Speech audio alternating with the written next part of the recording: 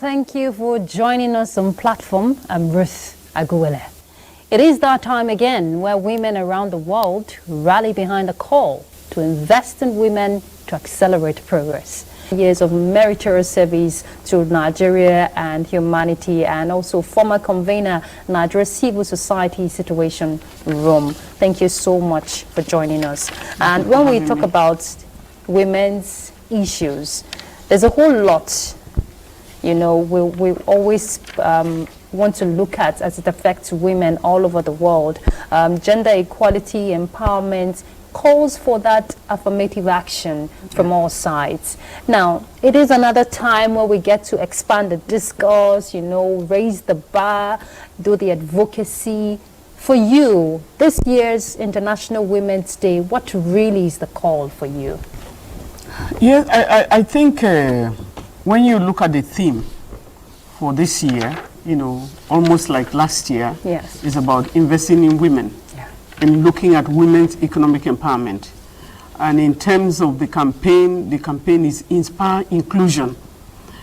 It's important to let people also know, because it's like women are talking to themselves. Yes, we are talking about how do you inspire inclusion? How do you have more women representation in different areas? How do you let the voices of women come out on issues that affect them? And so when you look at from the local level, just look at ourselves in Nigeria and look at women representation, and then you look at women's struggle. Because International Women's Day was inspired from a strike which was called by textile workers and the socialist women, you know, in 1909, you know, about the struggle, campaigning for shorter hours and also higher pay, because women were having long hours. And when you have women working for a very long time, the family suffers. A lot of family responsibility is mostly left for women. And so when women don't have time, who really suffers? It doesn't matter if it's boys or girls, it's the humans that the woman is responsible for that suffers. And so when we talk of inspiring inclusion, when you are talking about women's empowerment, a lot of people don't seem to look at, you know, they're looking at in an aggressive nature, looking at the woman, what does she want? When a woman suffers, the humans, if you have 3 children, for example, maybe one is a boy, 2 are girls, or one is a girl, 2 are boys. When something hits her, they hit her children. And so when we talk of women's rights are human rights. Because I've seen women in the last 1 week, I've heard of how many women have died on the maternity death road. And a woman who had 6 children, having a 7th one, and loses her lives. What do you think will be the lives of the 6 of those children? Because, and that's why when we say women's rights are human rights, is because anything that affects her children.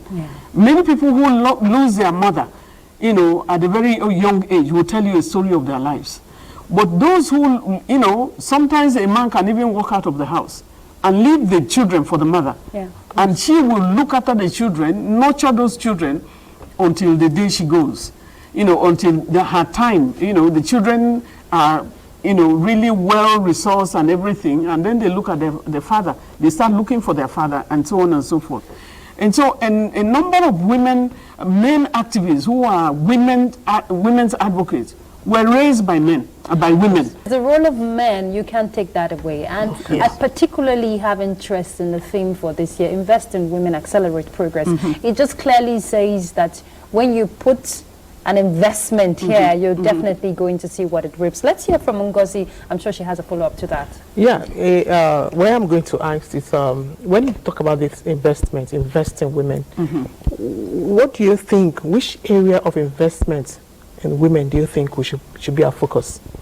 I think education is the bedrock. Okay. You know, for everything that you want to do, you need to look at the girl-child education. It starts from that. But education also is lifelong, like some of the Sustainable Development Goals, you know, is looking at lifelong learning when they are focusing on education, you know, and I remember very well that it's not just the education of the girl child, but also of women, many of them who miss their time growing up as a young woman or a young girl in northern Nigeria will tell you that in terms of education, women are not a priority, because for girls, they are supposed to be nurtured. They are supposed to be catered for by their husbands, and so you're supposed to get married, so you don't need education. So education was not a priority for the girl child. Once they see, a girl of 12 or even 11, 12, 13, you just go get married. You don't even, the priority for you to have the secondary education was not there. And so it took a lot of struggle for some of us to be educated. We broke the boundary, in terms of education, struggled through it, and then you get educated. And why are you, getting educated is for what? When I was going to the university, I was already married, going to the university, and I made my promise. I said, I want to be educated into the community. That's for the benefit of my family. Okay. And today, who is the beneficiary? It is my family that is the beneficiary, because me, it was being contested whether I would become a graduate and all of that. But it's not a question. When you have a woman graduate as a mother, it means all the children will graduate, unless the one that refuses to get educated. Yeah. So investing, education is most paramount, but for any country that wants to develop.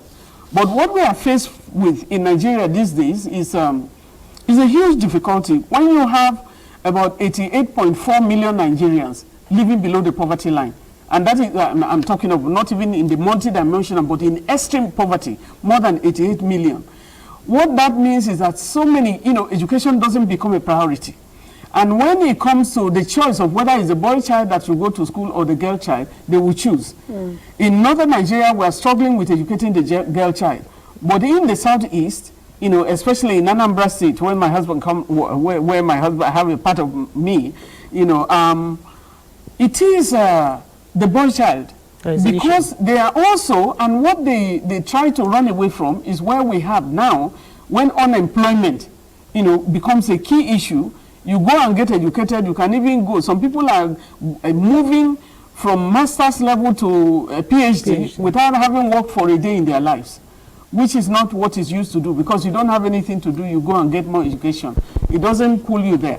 But you come as a PhD holder, you have no job. And so what does it really take you? So it's a difficulty. So girls, a lot of, also, you have gender-based violence. Okay, the protection of the child. Yes, and just before we delve into the gender-based violence issue, of course, that's a broad aspect on its own. You have different sides to that call. But, protecting the rights of women, it's at the core when we're talking women's empowerment. And you've just mentioned some of the constraints, especially in the educational aspects. There are also other aspects. If we must bridge the gap, it's a patriarchal society we cannot run away from. But bridging the gap, creating that balance calls for support from various angles. Really, those women at the grassroots, women who are, handicapped when it comes to helping themselves and empowering themselves. Where do we begin to draw the line and help pull them out of that margin? You talked about the poverty, people below the poverty margin. So how do we pull women out of that? I think a lot has been done, and even been done by the Nigerian government. In several ways, it's just we're not getting the numbers, because the more you try, it's like there are certain things that are still dragging us back.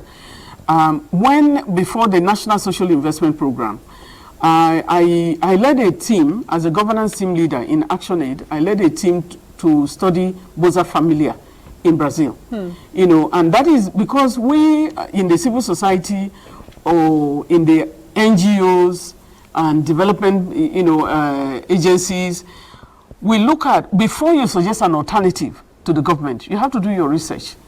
And so we did our research to look at how, because we were quite excited on how Brazil started pulling people out of poverty. It's like jump-starting, having a quick intervention. And they looked at education. They looked at several ways. So when we went and we came back to Nigeria, in order to be able to replicate that, we talked to the government, but the government was not, it's like we, civil society, we just make a lot of noise. But we did tell them, and at the end of the day, it was when Buhari, President Muhammadu Buhari came on board, that he decided to bring in the National Social Investment Program under the VP's office. And while that was going on, you know, they sought for technical, you know, assistance from ActionAid in terms of bringing in non-governmental organizations, civil society organizations from across the country. And so we recruited, had a meeting with about 300, you know, civil society organizations, and we brought them on board. We also sought for money to be able to monitor where you had the cash transfer. You know, you had a cash transfer, you have, you know, in terms of empowerment, you know, in different ways that were going to women and was making some differences. You had the school feeding program, which was a very major, you know, assignment for women. And it was supposed to empower women in local communities. But what we, you know, and to increase issues of agriculture, that you are going to buy local food within your vicinity, and that will jumpstart also those who are farming, both male and female, at those levels. But it was still being truncated by the elite, you know, by both elite and the politicians. They suggest who will do what, which was not the intention of the environment. And so, social protection is very, very important, you know, but how you do it, and we saw a lot of flaws in terms of the issue of corruption, you know, because when you are talking of corruption, you are not looking only at the offices, but the quality of all the human beings in the whole strata. What is the quality of the Nigerians that are handling every inch of what you are doing? Like, you know, so many things, but we're not analyzing that today. You know, so the issue is at the local level, they need empowerment. Some of them, they need, you know, tools for farming. We did a lot of work with the small-scale holder women farmers, and some of them have been energized. They are doing little things, and they can be, you know, they can be helped by government granting the tools, you know, bringing in fertilizer, and we were able to also try to empower women in terms of making their own fertilizer. A number of them that we had to take them to Eastern Africa, where women, East and Southern Africa, where women are able to do their own fertilizer. A lot of them have jump-started, and we try to empower them. So the education that we're talking about is not only just going to the formal school, but the informal as well. Yeah. So there's a lot of investment, you know, a lot of skills development that can still be done. This is where also the private sector can work together with the government, you know, to look at areas that, you know, they can lend helping hand to help pull these women. We need really multidimensional, you know, multi-stakeholders. We need to inspire, and that's why we say the campaign is inspire inclusion. We need to be able to inspire inclusion, because those who are taking, who need to make decisions may not even have an idea about what we are talking about. Indeed. Because all they think is women being rude. When you say empower a woman, they're thinking of being rude. Humility is one of the core things that we have in Africa. And you are the one raising the children, the girls we are talking about. So when we are talking of women, who is a woman? A woman is your mother, your wife, your girlfriend, or your daughter, and you know how men relate with their daughters. You know, and so we are talking of people, your cousins, your grandmother, you know, those beautiful women in your lives. You have an auntie that if she doesn't talk to you, you feel very sad. And you know, so who are the women? I think we need to look at who are these women. You know, but sometimes too, you find out that they look at their daughters as priceless, but the woman in their house is That's one. The irony. They look at that as if that is not somebody's princess. And so we need to celebrate every woman, whoever that woman is. Even the housemaid that you have in the house is somebody's princess that is in your house that is helping. You laid emphasis, you've talked more on this empowerment issue, women empowerment. When you talk about women empowerment, where does international intervention or international donors, where do they come in? What role do they play in this? And how does whatever the donation, the funds, how does it trickle to the grassroots, women at the grassroots? I think you have different agencies. You also have different civil society organizations. You have different NGOs, INGOs, that's international non-governmental organizations. Everyone have a strategy. You have your strategy, you may be doing something. Like the ActionAid that I led, we have women's rights. You know, that's core. Women's rights, you know, the core of the things.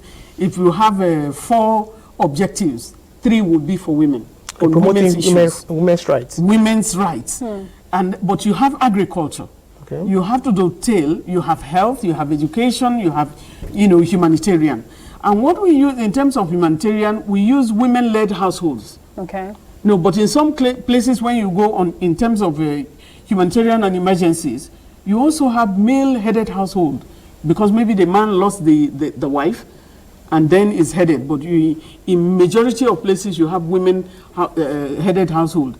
And we go to women first. We bring women on board first, because if you give things to a woman, she's going to cook for her children, and including the husband, or including the male, the sons that are at home. They will get to them.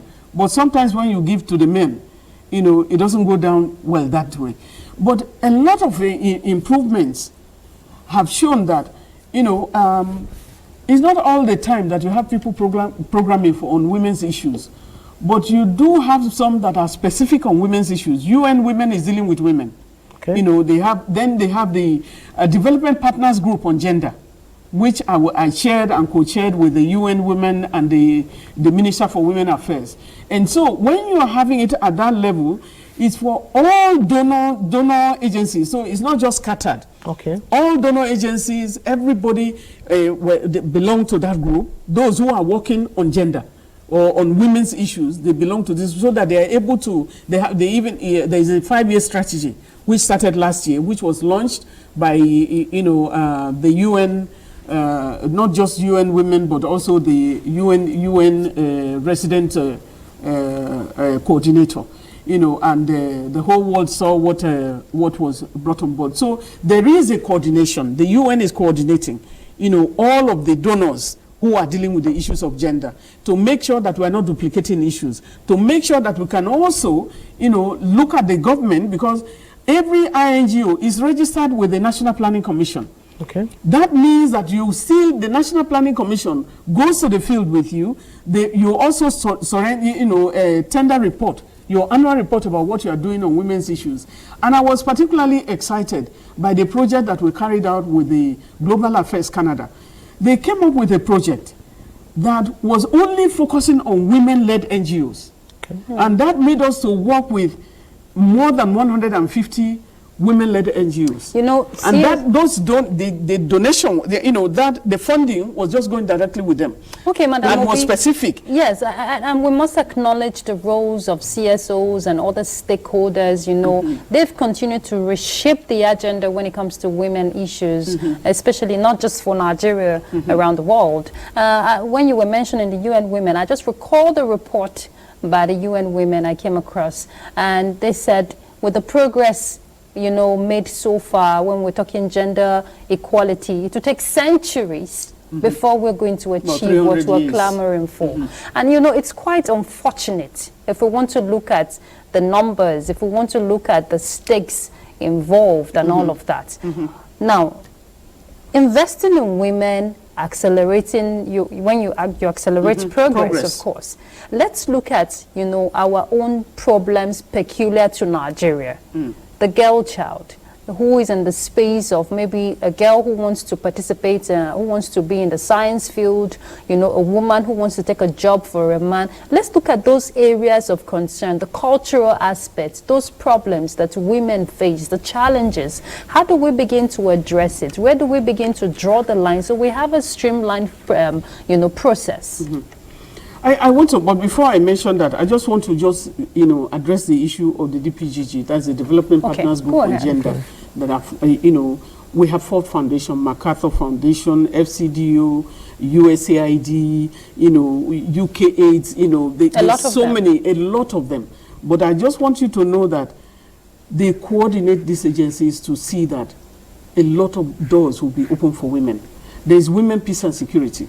In the country, if you look at the organizations, maybe, when they are discussing peace and security and all of that, women are not on the desk. And that is why when you are looking at decision making, how many women are in the decision making, environment? You have a parliament. The Nigerian parliament is male-led. The total parliament, like, the Senate, we have 4 women. Senate, we have 4 women. In the House of Representatives, we have about... is it 15 or 1? Maybe people are losing their elections. So automatically. So I don't know how many women, you know, up to date. So, in other words, we don't have more than 20 women in the national parliament. So it's a male parliament, and you are taking decision on behalf of women. 14 houses of assembly do not have a single woman, and you will have women committee manned by men. Even and at they the are deciding level, and they're underrepresented. And we have maternity, maternal death like no other place in the world. Where Nigeria is in the last 5 in the world. I think now they have gone down to be the last, as if we're at war. I'm just bringing all of these things out because research is some of the things that we do to try to backstop, to try to also suggest. I was in public health for 10 years, and I know the maternal mortality and also, you know, child mortality, the rate that we have gone to. So what confronts a young woman? In the African that we grew up, you know, a woman is integrity. A woman's body is cherished in terms of how you prepare your children and then you wait for their wedding day and all of that. But now we are having gender-based violence that is violating and really degrading the Nigerian girl and stealing their dreams, you know. And what is happening today is you have so many children as well. That's why we say whatever affects women affects humanity. You have so many, like when the girls were taken, when they took some girls, you know, into the bush, when some girls were kidnapped, many of them came back pregnant. How many of you would be able to deal with that? The child of an enemy, or the child, many of the children, some of the girls, of course, abandoned the children. So many of the children are on the streets, and the organization that is handling the counseling and all of that, they tell us that we have about 200 women, 200 children that nobody wants, and they're milling the streets. These are young Nigerians. Who brought them on board? Women. What happened to them? They were violated. And we have violations in different homes today that is confronting the young woman. There was a girl we had to rescue because of the father, you know, committing incense. So you have a lot of things that is confronting. As we're even celebrating this International Women's Day, we are looking at Chibok girls. Some of them are still in captivity. And not until we had a meeting in Niger, in Niger, and we saw so many women from the north telling us that so many other children are being taken to the bush, are being kidnapped every day, that we're only, Chibok girls is just a portion. And what we're seeing is a portion. And so we continue to degrade the environment and destroying the lives of our young people. We will not give up, and we say we continue to celebrate them, the resilience of womanhood. We have the VAP Act. We have the Maputo Protocol. If it's laws, we have laws. We have policies, you know, that it's supposed to protect the rights of these women. Let's even look at the VAP Act of the 2015. That alone, in as much as we're saying, okay, there's progress in domestication, there's also a challenge of implementation. Implementation, enforcement. You can't domesticate a bill or an act that you're not implementing. That's where the gap lies, and that's why we continue to have rising cases of gender-based violence at every stage of a woman's life, either as a girl child or even a grown woman. And it's just pathetic how these women, a lot of them, are left hanging with no justice. Yeah, I think when you are looking at the laws, yes, I think there was a lot of progress that was made during COVID. And COVID time exposed a lot. It exposed a lot in terms of gender-based violence, but it also brought some government. Look at, it was then in Kaduna, I think Governor El-Rufai then, you know, even made a law that says, you know, there is no bailable, you know, nothing is bailable. Anybody who is found to have raped, found guilty, will be castrated. So a number of the state governments even went further than the VAP law. Did it change anything? Not go into Did such decision change anything? Well, the thing is, I think making laws and people not being aware of the law is another, because there should be a lot of education about the law so that you are aware that if this thing happens, this is what is going to happen to you. But were they implemented is another. You know, so it's not just in promulgating the laws, but also implementation of the laws.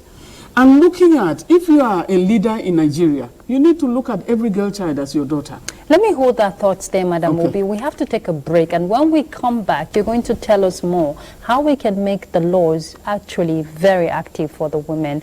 Let's take this break.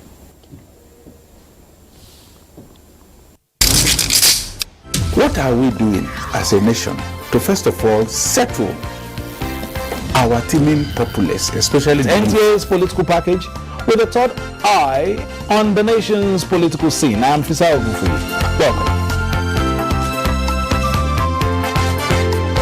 You have to be very careful giving space to people who are obviously sponsored to further the agenda of some other groups. Please a lot of questions. A lot of questions in a closed door sessions. Some of these issues, some of the problems bedeviling of their. In fact, between June 1st and July 17, 19-point-something billion has left the coffers of the NDDC. I can say my constituency, they need everything because we don't have anything.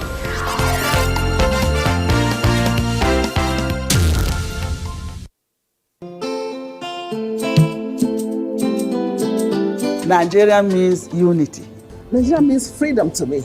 Nigeria means greatness to me. Nigeria is indivisible. There is nothing you can do. We all have to savage it together and learn to love each other. We are indivisible. As a mother and a leader, I will always preach for peace and unity in this country, because that is the only thing that will give us progress. Though tribes and tongues may differ, in brotherhood we stand. And it is the woman that does that.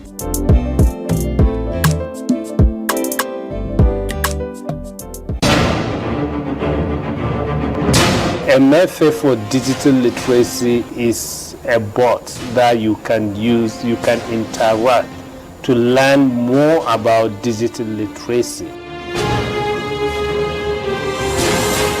Hello, it's our pleasure to have you join us on platform. I'm Ruth Aguwele.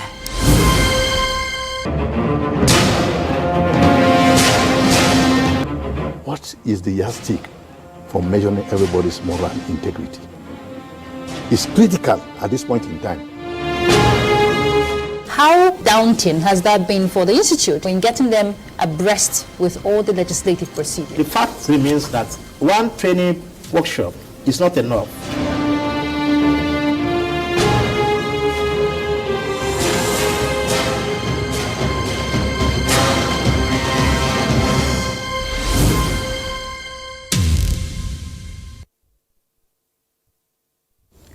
Thanks for staying tuned. The conversation is promoting gender inclusion and empowerment.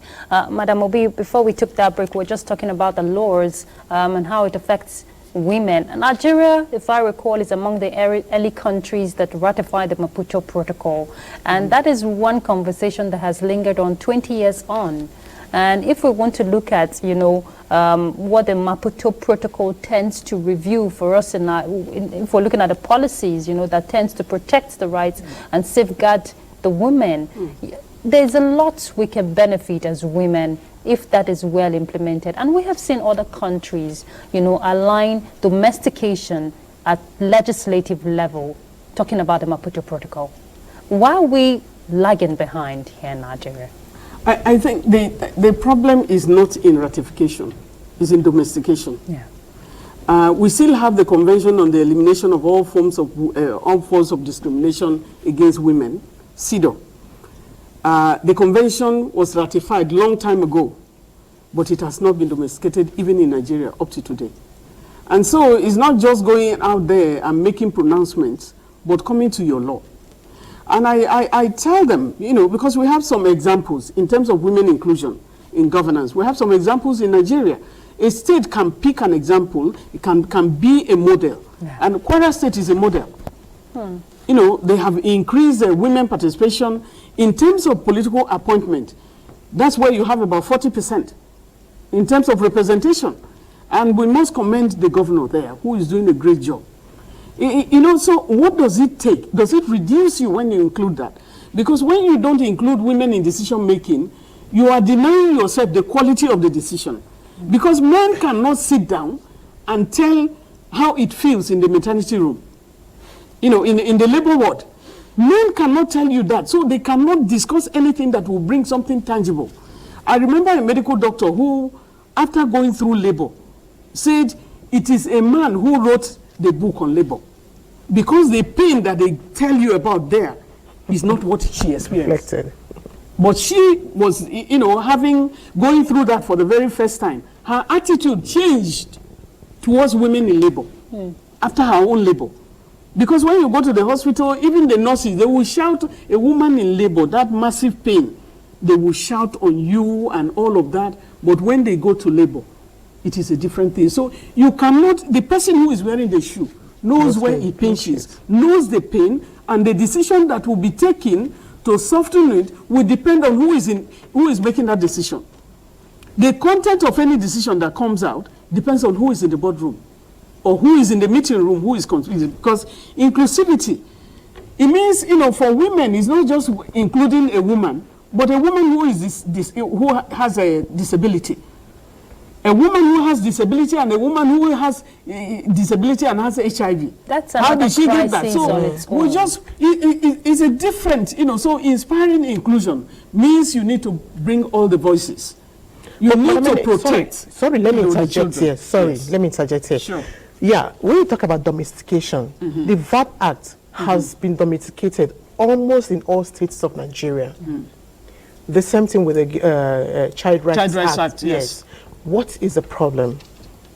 Because we still have gender-based violence on the increase almost everywhere in Nigeria. I think, well, I would say that there has been some improvement, because before now, if a woman or a girl child is raped and you go to the police station, they'll be laughing at you. The police will be laughing at you. What do you mean? They would even ask you to go and settle. But those things over the years, because of advocacy. There's been a lot of advocacy. We are not giving up. You have women, you know, desk officers who are directed. There's some laws that still, you know, can be dealt with in terms of when a girl is raped, maybe in a girl is brutalized. You find in some local governments, you have to go to the local government headquarters or go to a state, and many of the time, those who suffer these are vulnerable people. One is, if you have about more than 80 million Nigerians living below the poverty line, how many of them are able to try to go for justice? Many of the voices don't come out. When you hear one voice come out to say, yes, this has happened to my daughter, you know that many things have happened to so many children and they are not able to. A woman called me yesterday, and said, my daughter was raped, this is what I'm going through, I need money to go to the court, and I don't have money, how do I move? They said I should come, all of that. But this is what is happening. But so, that's where, sorry, Madam Obi, that's where, you know, civil societies and, you know, organizations you're involved with, that's where you come in and collaborate with the federal government. We have a Ministry of Women Affairs, and we're seeing the body language of the present administration, talking about the minister, you know, that the interest she has demonstrated, you know, to fight for vulnerable persons who have been abused one way or the other. Now, for organizations like the ones you've been with and you're still working with, now how do you, you know, create that balance? Help in data collection, or help that woman now who is saying, oh, she doesn't have money to go seek for justice. That's where you draw the line. That's where you pull the person out of that situation. A lot has been done. There is a pathway. You know, there are so many things that have been done, and I'm really, really proud of Nigerian women. Before now, you'll be asking if a girl is violated, they will make noise and all of those things. But a lot of that have changed because of the network of women.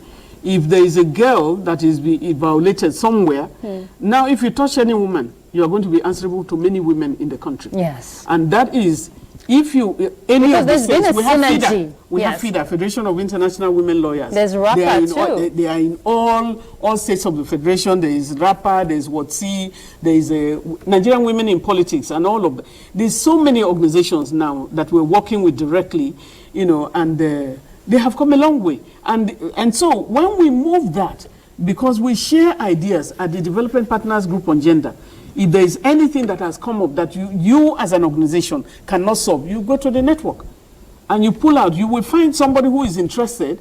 And also, as Nigerian women, you know, Irelu will say, you know, BC, Her Excellency, will say, remove your wrappers to cover your sisters.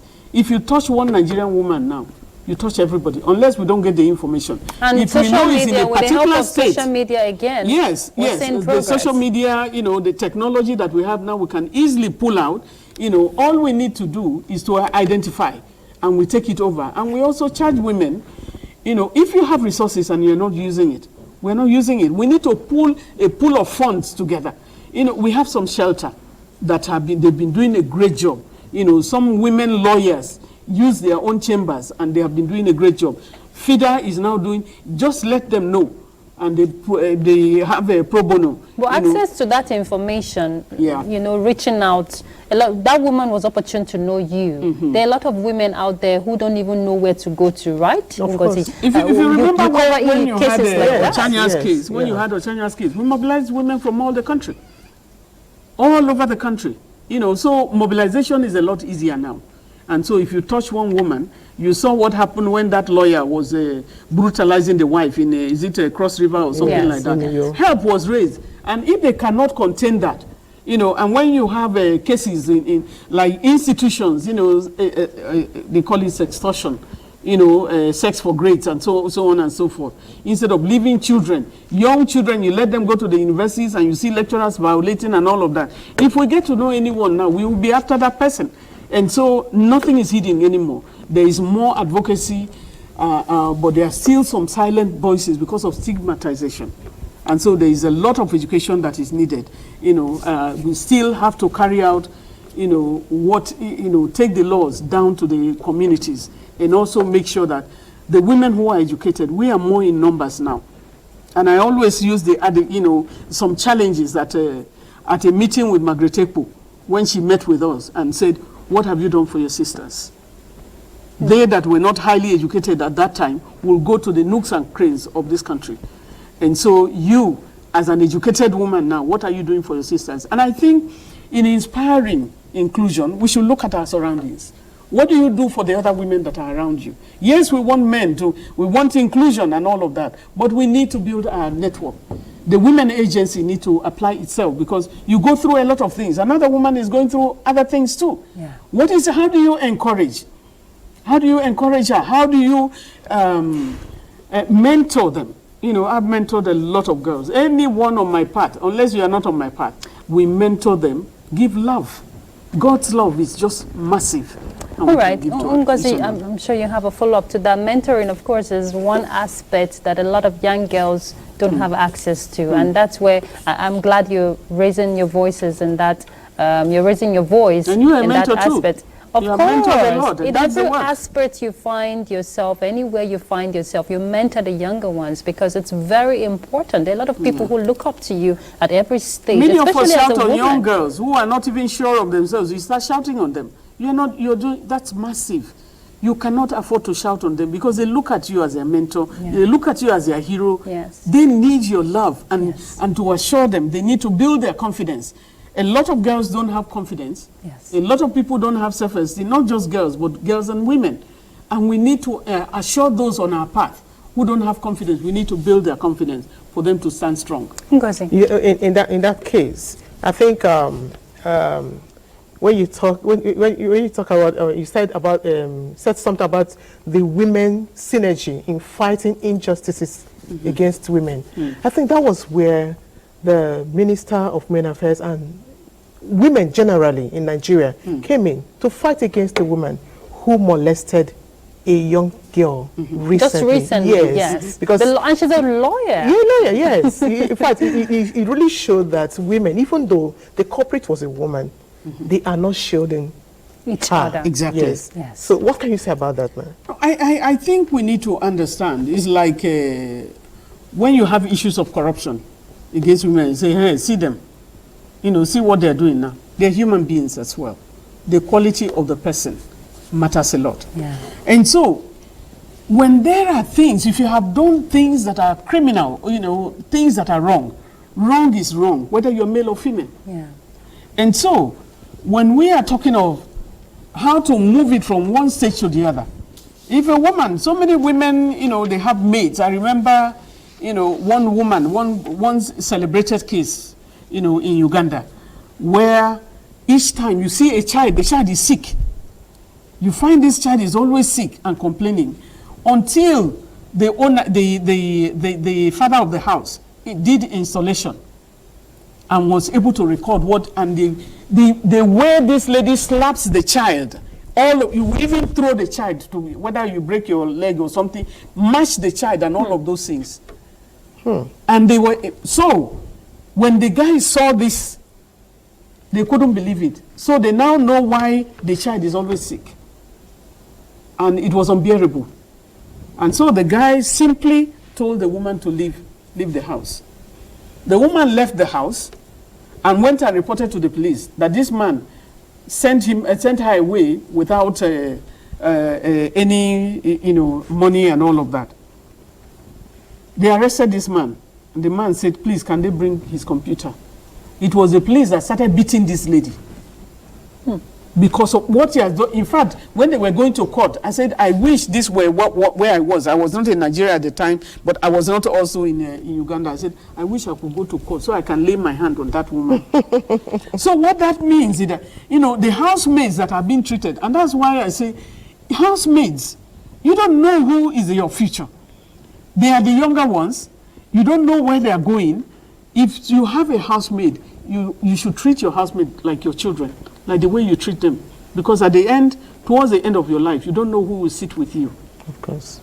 And that is why, you know, for me, a maid in the house, I treat like a guest. And the guest, the Lord says we should treat every guest like him. What that means is that that is the person that we even give the best treatment. But we beat housemaids because they don't have the opportunity that we have to fight for themselves. They are also, you need to recognize who is contributing to your home. The maid is blocking something. The maid is making a huge contribution. What's your attitude towards her? Your attitude towards her is the attitude that the maid will bring. Though you have some very bad people, so you have some very bad women, just like you have good women. Of course. So you cannot protect them. If they commit a crime, let them be punished. So very quickly, Madam Obi, in line with what Ngozi asked about women not shielding other women. Now, let's put it in the political space. You have participated anytime there's an election, and we always talk about voter apathy that affects the number of women who come out to participate and all of that, even to vote. Where really do we begin this advocacy to have women stand up? It's long overdue. We keep talking about it every year. Oh, we want affirmative action. We want this, we want that. Where do we start, you know, just putting those... building the blocks. Yes. I think it happened to me when I was contesting for the Students' Union presidency at the University of Jos. And when I was going in for the election, I'm happy that I met the guy who competed against me a few weeks ago, for the first time in nearly 30 something years. You know, the guy came to me directly and said, women will not even vote for you. I think you fall short of mentioning that.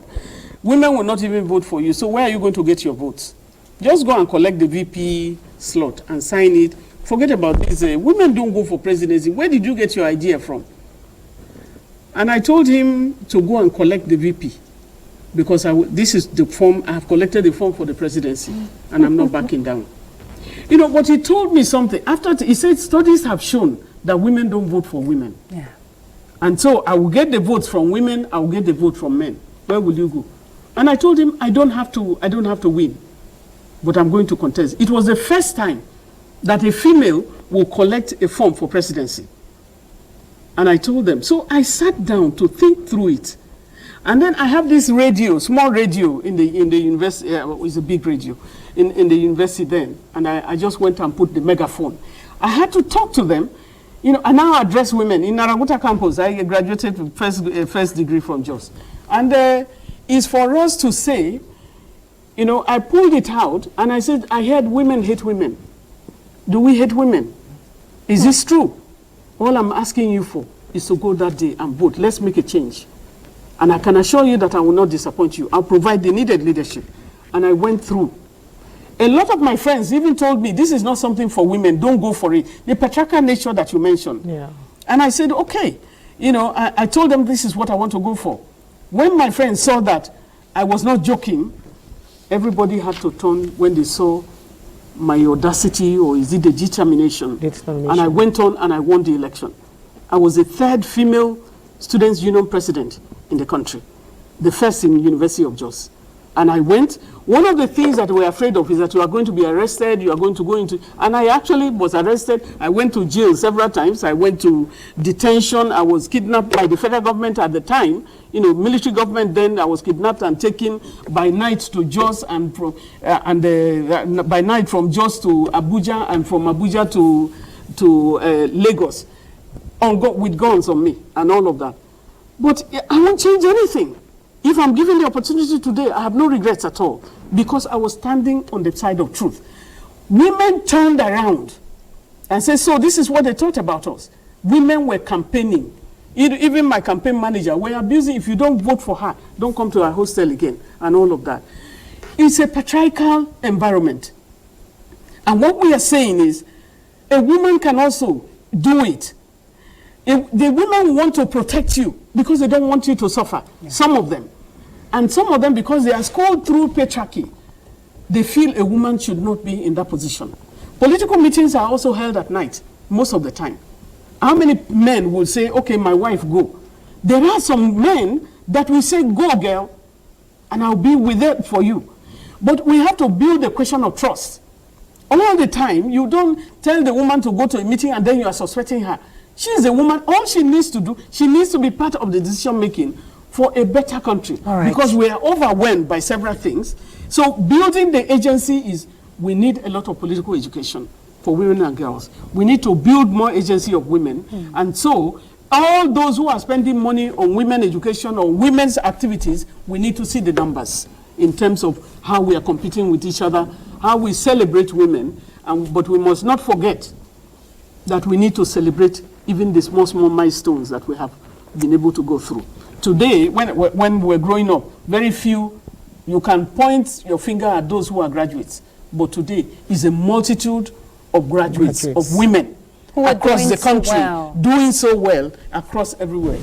I want to really thank you. I wish we can continue this conversation. It's an ongoing conversation beyond the International Women's Day. We'll continue to raise, you know, the bar when it affects women issues. Thank you so much, Ene Obi. She's the former country director of Action Aid Nigerian, former convener Nigeria Civil Society Situation Room. Thank you so much for your contributions. Keep up the good work. Your doggedness continue to prove Thank you for having me. Women can do it. Support every woman. Indeed. Every woman that you find, please support them. Yes. And Ngozi, thank you for the support. Thank you so much, Ngozi, really Technical, our Women Affairs correspondent here in NTA. Thank you so much for that. All right, we've been discussing promoting gender inclusion and empowerment. And I want to use this opportunity to appreciate every woman out there who is making sacrifices, who is breaking limits and continue to inspire themselves and people around them, even when they don't feel like winning or think that they're winning.